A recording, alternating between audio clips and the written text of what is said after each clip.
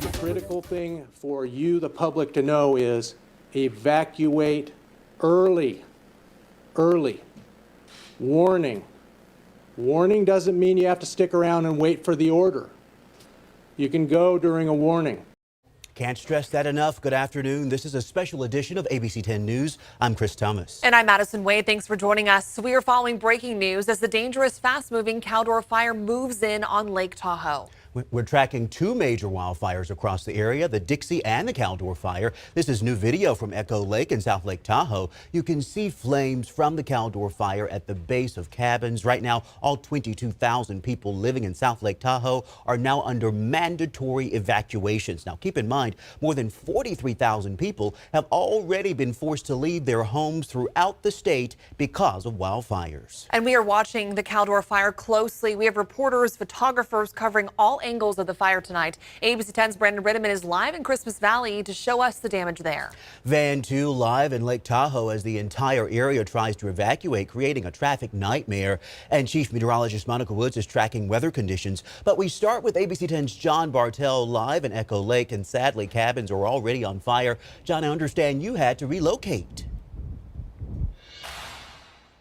Yeah, Chris, you know, this wind is quickly moving this fire, the fire that you see behind me, down this hill. To give you a little perspective here, we're on Highway 50 right below Echo Summit. Behind us here is Echo Lake, but over here across Highway 50, down below us here, this is the Christmas Valley. This is Myers here, and as the crow flies, it's less than 2 miles here. I would just want to go back up to this fire up here. What you're looking at is cabins up here. This is where photographer Rory Ward and we were earlier up here today, and we'll take you to some video now so you can see some of the fire in this area. And we spent the whole afternoon with fire crews, ground crews that were working this fire, trying to create a fire line to prevent it from coming to these cabins, these historic cabins built back in the 1920s here all around Echo Lake. And as we watch, you know, this fire quickly came down the hill. These fire crews have been working very diligently. This is very steep terrain. When I talked to one of the fire crews, he honestly said he's tired. Take a listen here. It's been trying both physically and mentally the last, couple weeks.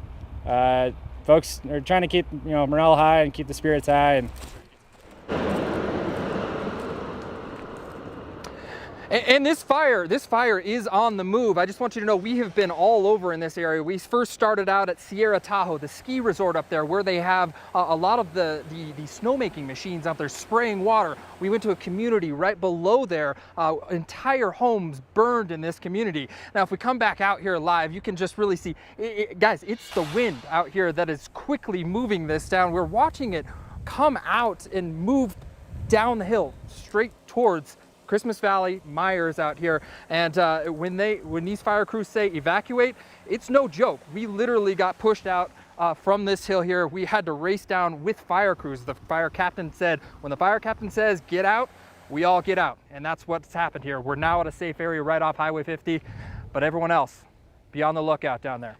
John, you be safe out there, and our thoughts are certainly with those firefighters who we certainly understand are tired, and they're just getting started. Let's get over to Chief Meteorologist Monica Woods now to track these conditions, Monica. I mean, the phrase right there, this fire is on the move, from John Bartell, no joke. Look at some of the fire hotspots growing for today, not only over towards Echo Lake, but also on the southern perimeter too, approaching Highway 88. Now, we've got a lot of evacuations. Obviously, 88 is closed. We zoom in a little bit closer over towards that east side of this, growing towards Echo Lake, not quite to Myers, but unfortunately the winds are not helping with the direction of where this fire is growing. These are new images from our new thermal web camera. This is able to get past all the smoke that is unfortunately hampering a lot of the visibility, but you can see all these dots up here going over the ridge tops as it continues to grow. This is just the direction of where that camera is pointed. You can almost make out the Lake Tahoe airport, what looks like right there at the bottom of the screen, and all the fire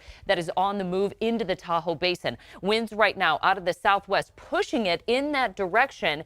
It is going to run into some granite, and that will stop the progress because there's not a lot of fuel there. But unfortunately, with these red flag warning conditions in place through now Wednesday, we've got gusty winds, low humidity, and rapid fire spread. Now, this is the growth since August 16th.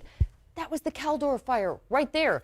And then over the past couple of days, it grew all the way over towards Myers along Highway 50 near Highway 88 and also off to the east and west side of that original hotspot. We're going to have more on this fire growth coming up. And again, because of this fire growth, the evacuation orders in South Lake Tahoe means 22,000 people now need to leave immediately. But you know, so many roads are now closed and it is creating major traffic. ABC 10's Van 2 is live in South Lake Tahoe. Van, what a nerve-wracking day for so many. Yeah, Chris, it was really terrifying. We are here at Pioneer Trail where it meets Highway 50, and we have now seen some really great progress. Nearly 5 hours after evacuation orders were called for South Lake Tahoe, traffic moving freely towards State Line now, but it was at a standstill for hours as tens of thousands hit the road at the same time. Adrenaline kicking in to evacuate South Lake Tahoe, a city of roughly 20,000 plus tourists. We've been waiting for hours too, sir. But dread quickly set in as traffic grinded to a halt with only one way out, Highway 50 to Nevada. Tell me how long you've been at this very intersection. In this exact spot for 1 hour. Parked at the Y for hours. It's an intersection where the city's major highway arteries meet. Jerry Lane trying to keep chill with each puff of his cigar. What I don't get is why 89 North is closed. Probably all going to be closed up there if you're off Pioneer. Fire officials say the area's other highways unable to open due to immediate fire threat and evacuations. Tensions flared as patients wore thin. I understand it's frustrating and we're all trying to get out as quick as we can. Keep in mind, not all have the luxury to hop into a car and get out. That's me. Tarif Ghazal stranded without a car and no choice but to wait for a ride from the Tahoe Transit Authority shuttle with no ETA. More than 100 in the city are homeless. About 13% of South Lake Tahoe live under the poverty line. Well, I'm worried. My place might burn down. I want to have a place to go. But two local companies stepping up to rescue stranded neighbors. Amador County Stage Lines mobilizing their drivers to shuttle people out on buses, 55 at a time. Lake Tahoe is very true to our hearts. We truly love it, and all the people that live there and all the tourists as well. And Chris, today really our worst fears when it comes to that traffic congestion really came true today, but we're hoping that all of those early warnings to get out of the basin before an actual official formal evacuation order was called really helped thin out the crowds and really clearing up this traffic after 5 hours. That is good news to see that things are moving freely again. Our Van 2 reporting live in South Lake Tahoe. Now, as you see, there's a lot happening with the Caldor fire. Information changing by the minute. But here at ABC 10, we stand for you. And ABC 10's Mike Duffy is joining us now to answer the questions you're asking us, Mike. Well, of course, we know so many of you have so many questions right now as the Caldor fire creeps closer to the areas where you live. So let's take a look at some of the questions that you've been sending to us, especially those that relate to evacuations. The first is, what is an evacuation warning versus an order? Well, to start, an evacuation warning comes before an evacuation order, but a warning could change to in an order of minutes, so it could happen at any moment. An evacuation warning tells you there's a potential threat to life and property. Those who require additional time should evacuate, and they might need to leave right away. An evacuation order is mandatory. It's a lawful order to leave right now. It's saying there is an immediate threat to life and the area is lawfully closed to public access. The next question is, how will I know when I need to evacuate? Well, the quickest way to know is to check out one of our evacuation order maps, and I'm about to show you one in a minute and explain it to you. The other option is to sign up for alerts. You can get alerts for any county by going to calalerts.org and choosing your county. Now, this is something that I can't overstress. It's important to keep in mind that you have to be proactive. Do not wait for that call. Do not wait for someone to come to your door before you evacuate if you are in one of these mandatory evacuation areas.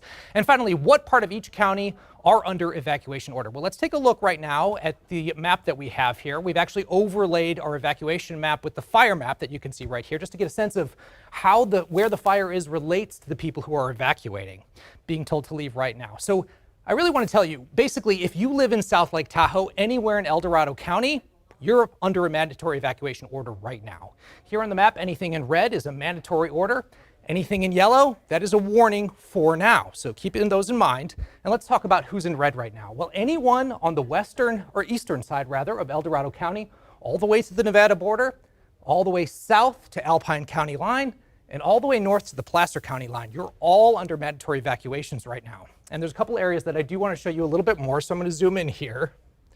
Basically, here in Alpine County, this area that we're talking about right here, while it isn't in red on this map, it actually is under a mandatory evacuation order. That's the area south of Luther Pass to Pickett's Junction and everything west into here, including Caples Lake right here. So if you're anywhere in that area, you are under mandatory evacuation. And then if we zoom down here a little bit to Amador County, and I'm zooming out a lot here at that moment, essentially what it is, if you're anything north of Bear River Reservoir, east to the Alpine County line, everything north is under mandatory evacuation orders right now. And now we are getting some updates on these evacuation orders. We are learning that some people are going from an order to a warning, but most of those are on the south side of the Caldor fire or to the west. So we'll keep that in mind as we move ahead tonight. All right, Mike, thank you. And that again makes sense because that's where initially this fire started. Stay with us on air and online at abc10.com. Mike, thanks. Now, if you have any questions about the evacuations, we do have a team standing by with the answers. Just text the word evacuations to 916-321-3310. Sadly, the Caldor fire is now devastating parts of Christmas Valley. That is just south of Myers. ABC 10's Brandon Ritteman is there live. And Brandon, you spent the day looking at the damage in the area. How are firefighters working to protect nearby neighborhoods? Yeah, they're trying to prevent the homes in Christmas Valley, Chris, from having the same fate as what we saw along Highway 50, which I'll show you in a moment. I just want to show you what we're seeing right here. We're on the Old Meyer grade. This is a road that connects Highway 50 beneath Echo Lakes down to Christmas Valley. And we've got ash falling on us all the time. You can just see how big some of these pieces are that are flying down here. And this is the problem. There isn't a fire roaring into the Tahoe Basin, but we've seen fire down entering the Tahoe Basin because of spot fires from things like this falling hot. And if we just look up on the hillside, it might be a little tough to make out because of how smoky it is.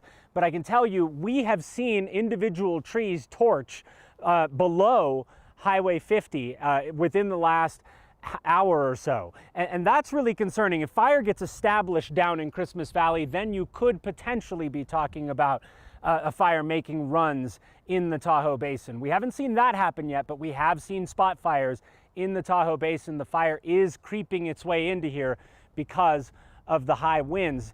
Those winds did a lot of damage along Highway 50. We saw cabins burned making our way through the blackened area, and we can show you that on tape. Just uphill of Twin Bridges is when it really started to look pretty bad. Fortunately, a lot of structures did make it around Strawberry, but then you get uphill, headed towards Sierra at Tahoe, we saw a lot of devastation. Just dozens and dozens of cabins where countless memories have been made over the years, really just laid to waste. We got further up the hill towards Sierra at Tahoe, and along Highway 50 on both sides, we saw burned down cabins. And unfortunately in the Phillips area off of Alpine Avenue, there were dozens, if not maybe 100 buildings that were lost, only 3 that we saw standing in that entire neighborhood. So once this fire really gets hot, if it starts going from the forest floor up to the crowns of the trees and making runs, that's where it gets really difficult. But I can tell you in Christmas Valley, we've seen hotshot crew after hotshot crew. They've been down there with dozers. They're doing everything they can to make the community as safe as they can before the flames start creeping down the hill beneath 50. Our Brandon Ritteman live for us, trying to give us some perspective of what crews are dealing with there in Christmas Valley. Brandon, we thank you.